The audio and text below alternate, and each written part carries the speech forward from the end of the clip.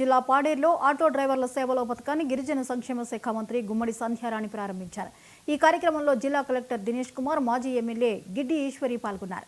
ఈ సందర్భంగా మంత్రి స్వయంగా ఆటో ఎక్కి డ్రైవర్లతో మమేకమయ్యారు. కూటమి ప్రభుత్వం ఇచ్చిన హామీ మేరకు 15,000 రూపాయలను ఆటో డ్రైవర్ల అకౌంట్లలో జమ చేసిందని మంత్రి సంధ్యారాణి చెప్పారు.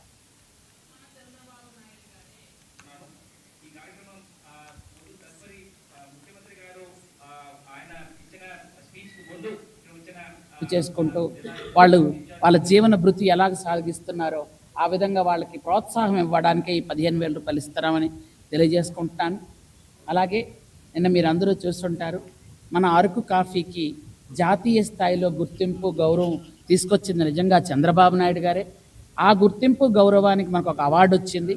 ఆ అవార్డు నిన్న మన బొంబాయిలో మన జీసీసీ ఎండీ గారు వెళ్ళి తీసుకొచ్చారు. ఆ అవార్డుని సీఎం గారు చూస్తూ అరకులో ఉన్నటువంటి, అంటే పాడేరులో ఉన్నటువంటి మొత్తం అంటే అల్లూరు సీతారామరాజు జిల్లాలో ఎవరైతే కాఫీ పండిస్తున్నారో పండించిన రైతులు, అలాగే చూస్తున్నటువంటి మన కలెక్టర్ గారితో పాటు ఉన్నటువంటి అధికారులు అందరూ, అలాగే మా జీసీసీ చైర్మన్గా ఉన్న మా శ్రావణం, వీళ్ళందరూ మాకు అందరికీ కూడా హృదయపూర్వకంగా అభినందనలు తెలియజేశారు. మీరు అందరూ ఇంకా బాగా కష్టపడి ఇంకా అరకు కాఫీకి మరి కాస్త ప్రాచుర్యం వచ్చి ఇంకా గుర్తింపు వచ్చి అసలు ప్రపంచంలో ఎక్కడికి వెళ్ళినా అరకు కాఫీయే తాగుతామనే విధంగా రావాలి అని నా కోరిక అని సీఎం గారు చెప్తే నాకు చాలా సంతోషం.